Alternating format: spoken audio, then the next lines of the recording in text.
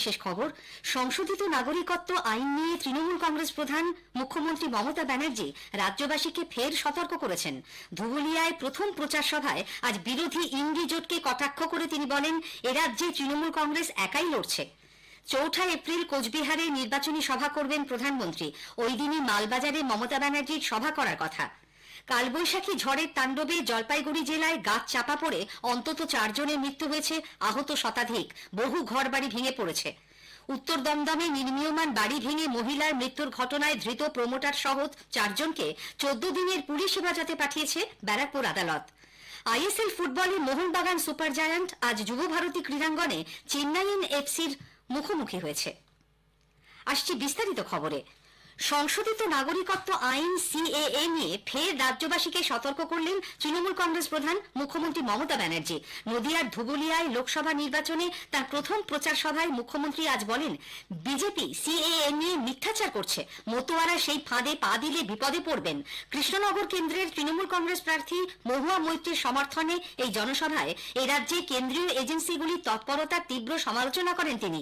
কৃষ্ণনগরের বিজেপি প্রার্থী অমৃতা রায়ের নাম না করে মমতা তার সঙ্গে প্রধানমন্ত্রীর টেলিফোনে কথোপকথনকে প্রকাশ্যে আনার বৈধতা নিয়ে প্রশ্ন তোলেন। কাউকে কাউকে ফোন করে সেটা আবার বাজারে ছেড়ে দেয়, তাহলে ফোনের সিক্রেসি কি থাকলো? আপনি সিক্রেসি উল্লঙ্ঘন করছেন। আমরা সবাই পূজা, কেউ রাজা নেই। আর যারা যারা রাজা আছে রাজপ্রাসাদে গিয়ে থাকুন, রাজপ্রাসাদে গিয়ে জনগণের ধর্ম পালন করুন। তা না করে মানুষের ধর্ম পালন করার জন্য মিথ্যা আশ্রয় নেবেন না, তাহলে কিন্তু ইতিহাসের পাতা উল্টাবো। আর ইতিহাসের পাতা উল্টাতে হলে জায়গা পাবেন না, মানুষ ঘৃণা ভরে প্রত্যাখ্যান করবে। বিরোধী ইন্ডি জোটকে কটাক্ষ করে তৃণমূল নেত্রী বলেন, জোটের নামকরণ তিনিই করেছিলেন, কিন্তু বাংলায় কোনো জোট হয়নি। এখানে তৃণমূল কংগ্রেস একাই কংগ্রেস, বিজেপি, সিপিআইএম এর বিরুদ্ধে লড়ছে। ইন্ডিয়ান অ্যালায়েন্স আমি তৈরি করেছি, নামটাও আমার দেয়া, ভোটের পরে আমি দেখে নেব। কিন্তু বাংলায় সিপিএম, কংগ্রেস, বিজেপি আমাদের বিরুদ্ধে লড়াই করছে। সিপিএম কে ভোট দেওয়া মানে বিজেপিকে ভোট দেওয়া, কংগ্রেসকে ভোট দেওয়া মানে বিজেপিকে ভোট দেওয়া, আর একটা লেজিং পার্টি হয়েছে সেটাকে ভোট দেওয়া মানে বিজেপিকে ভোট দেওয়া। লড়ছি আমরা একলা। ধুবুলিয়ায় বিরোধী জোট নিয়ে তৃণমূল কংগ্রেস নেত্রীর মন্তব্যের কড়া সমালোচনা করেছেন প্রদেশ কংগ্রেস সভাপতি অধীর রঞ্জন চৌধুরী। আজ মুর্শিদাবাদের কান্দিতে সাংবাদিকদের মুখোমুখি হয়েছিলেন তিনি। ইন্ডিয়া জোট ছেড়ে চলে এসে দিদি কাকে খুশি করলো? মোদীকে। ইন্ডিয়া জোটের কথা কে বলেছিল? দিদি। কিন্তু দিদির চরিত্র এটাই যে যখন যেমন তখন তেমন। দিদি দেখলো মোদী তো হামলা করবে, তাই রাজভবনে গিয়ে মোদীর সঙ্গে আন্ডারস্ট্যান্ডিং করে মোদীর সঙ্গে কথা বলে শাহজাহানকে বাঁচানোর নামে, শিবু সর্দারের বাঁচানোর নামে নিজের খোকাবাবুকে বাঁচানোর ব্যবস্থা করে ইন্ডিয়া জোট ছেড়ে এখন দিদি কপালে একটু স্টিচ লাগিয়ে ভোটের প্রচারে নেমে গেছে। এদিকে রাজ্যে কংগ্রেস, সিপিআইএম এর ভূমিকা নিয়ে মমতা ব্যানার্জি সমালোচনা করলেও অরবিন্দ কেজরিওয়ালের গ্রেপ্তারের প্রতিবাদে দিল্লির রামলীলা ময়দানে বিরোধী ইন্ডি জোটের সভায় তৃণমূল কংগ্রেসের প্রতিনিধি হিসেবে আজ উপস্থিত ছিলেন দলের রাজ্যসভার সদস্য ডেরেক ওব্রায়ান। রাহুল গান্ধী, সীতারাম ইয়েচুরি, তেজস্বী যাদব, অখিলেশ যাদবের মতো বিরোধী নেতা নেত্রীর সঙ্গেই এই সভায় বিজেপিকে আক্রমণ করেন তিনি। লোকসভা ভোট ঘোষণার পর কোচবিহারে প্রথম সভা করতে চলেছেন বিজেপির শীর্ষ নেতা প্রধানমন্ত্রী নরেন্দ্র মোদী। দলীয় সূত্রে জানা গেছে আগামী বৃহস্পতিবার বিকেলে হবে এই সভা। উত্তরবঙ্গে বালুরঘাট এবং জলপাইগুড়িতেও প্রচার সভা করতে পারেন প্রধানমন্ত্রী।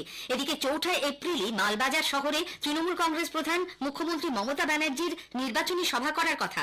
আজ রবিবার হওয়ায় সকাল থেকেই রাজ্যের বিভিন্ন প্রান্তে দলীয় প্রার্থীরা প্রচারে নেমে পড়েন।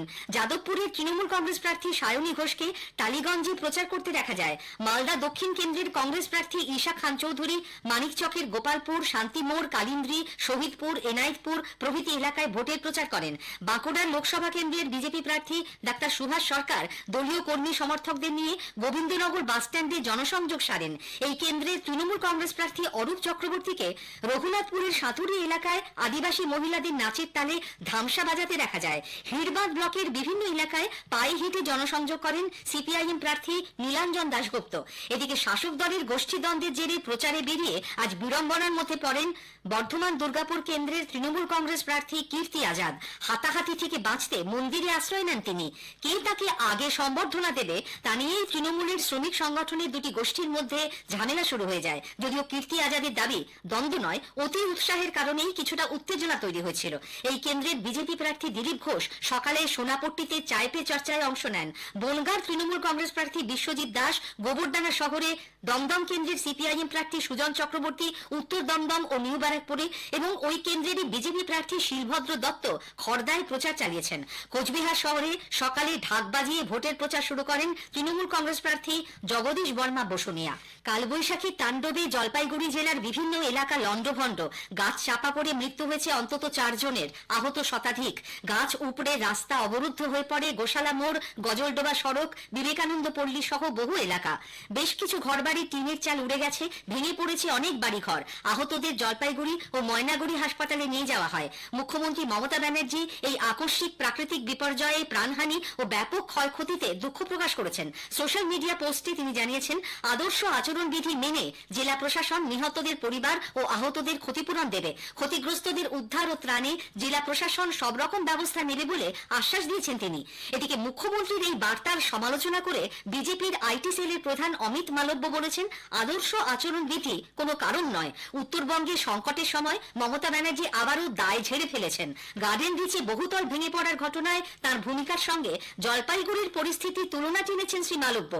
তৃণমূল কংগ্রেসের সর্বভারতীয় সাধারণ সম্পাদক অভিষেক ব্যানার্জি আগামীকাল আহতদের দেখতে জলপাইগুড়ি যাবেন বলে দলীয় সূত্রে জানা গেছে। কোচবিহার জেলার মাথাভাঙা 1 নম্বর ব্লকের শিকারপুর, কুরসামারি, এলমমারি ইত্যাদি এলাকা থেকেও ঝড়ের তাণ্ডবের খবর পাওয়া গেছে। ক্ষতিগ্রস্ত শতাধিক ঘরবাড়ি, আহত হয়েছেন বেশ কয়েকজন। গরমে হাঁসফাঁস কলকাতায় আজও সর্বনিম্ন তাপমাত্রা ছিল স্বাভাবিকের 3 ডিগ্রি ওপরে, 26.5 degree Celsius. Jalpaiguri super speciality হাসপাতালে আজ আহতদের দেখতে যান ধূপগুড়ির বিধায়ক তথা জলপাইগুড়ি লোকসভা কেন্দ্রের তৃণমূল কংগ্রেস প্রার্থী অধ্যাপক নির্মল চন্দ্র রায়। আহতদের দেখার পর তিনি জানান, ময়নাগুড়ির বার্নিশ এলাকা লন্ডভন্ড হয়ে গেছে। নির্বাচন কমিশনকে তিনি অনুরোধ করবেন এই সময় যাতে ক্ষতিগ্রস্ত মানুষের পাশে দাঁড়ানো যায় এবং রাজ্য সরকারকে যেন সেই অনুমতি দেওয়া হয়।